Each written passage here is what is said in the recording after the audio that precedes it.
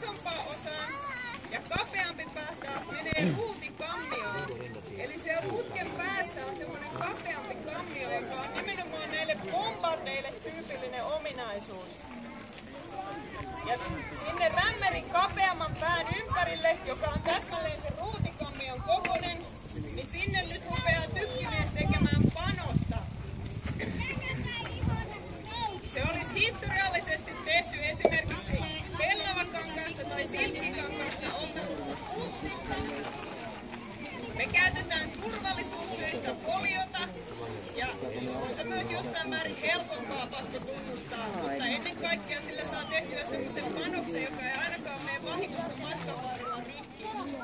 Koska vaikka me ei ammutakaan minkäänlaisia ammuksia, vaan halutaan pikemminkin paukutella tykkiä vain siksi, että se on kivaa ja siitä lähtee hieno ääni, niin siitä huolimatta se on kuitenkin aivan oikea ase. Ja jos sinne lataisi esimerkiksi kivisen kuulan steenbössäksi, näitä ruotsiksi sanottiinkin, niin kyllä sillä voisi sitten yrittää ampua vaikka. Se on ovea halki, mutta me ei semmoiseen ryhdytä, me halutaan vaan tuottaa teille iloa näillä paukauksilla. Nyt on sitten panos hiljakseen valmis ja oikean kokoinen ja toinen tykkimies on löytänyt sieltä ruutia. Eli siellä on pullossa on musta ruutia. Aikoinaan se olisi ollut minun eli tykkimestarin hommaa valmistaa se itse se ruuti ja se olisikin ollut yksi niistä kaikkein tarkimmin varjeluista ammattisalaisuuksista, joita tällainen tykkimestari olisi hallinnut. Ja pieni sarvi siellä kädessä onkin sitten ruutisarvi, jolla mitataan se oikean kokoinen panos. Ja jälleen kerran jokaisella tykillä on oma ruutisarvensa, eli jokaisen tykin se sopiva panos tiedetään. Ja ongelmahan olisi tietysti se, että jos tykkimies lataisi aivan liikaa, niin siinä voisi käydä kehnosti. Aika hyvältä näyttää. Eli historiallisesti tuollaiset tykit valmistettiin, ne valmisti aseseppä Ahjo hitsaamalla ja niissä oli aina olemassa se vaara, että siinä onkin jäänyt jonkinlainen epäpuhtaus tai sauman virhe sinne väliin ja silloin kävisi huonosti siinä vaiheessa kun ladataan.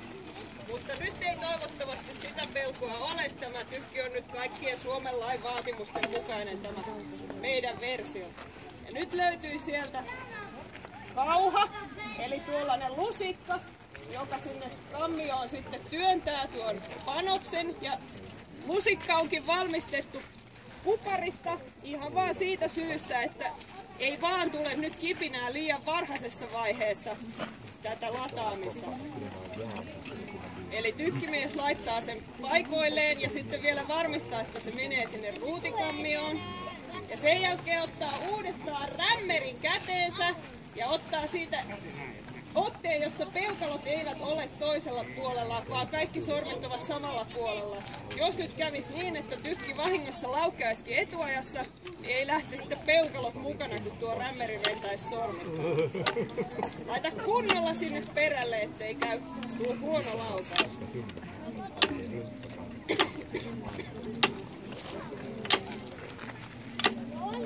Tästä on folionpaperin tilalla joskus ollut. Tommonen kangaspussi. Ja toinen tykkimies onkin jo löytänyt piikin, eli jälleen kerran piikin tuo, no ei se teille sinne varmaan näy, mutta se on kuparilankaa. Ja sillä nyt sitten sankkireiän kautta pääsee käsiksi sinne kammioon ja puhkastaan, tai ainakin yritetään. Tuntuuko? Tuntuu.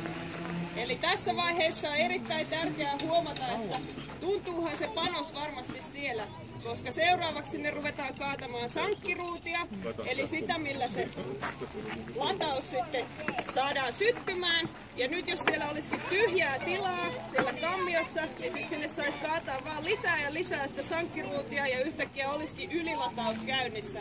Eli nyt on tärkeää, että tulee vaan vähän. Ja sankkiruuti onkin sitten taas tuommoista hienojakaisempaa ja helpommin syttyvää kuin se varsinainen ruuti.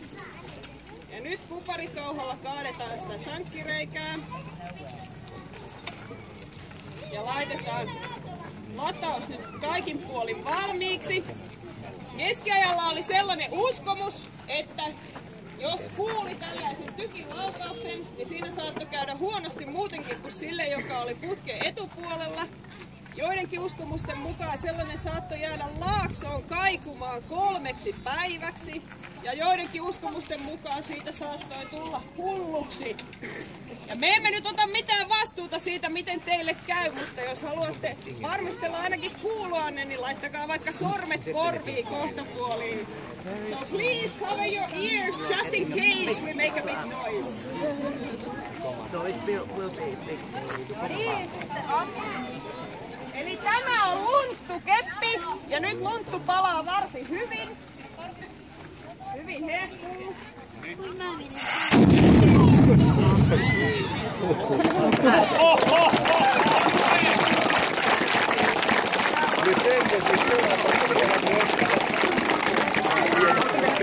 Eli paksu Katarina tykki sisältä kiittää ja kumartaa, jos haluaa tulla katsomaan tykkiä lähempää, niin se sopii. Jos joku nuoremmasta maista vaikka haluaa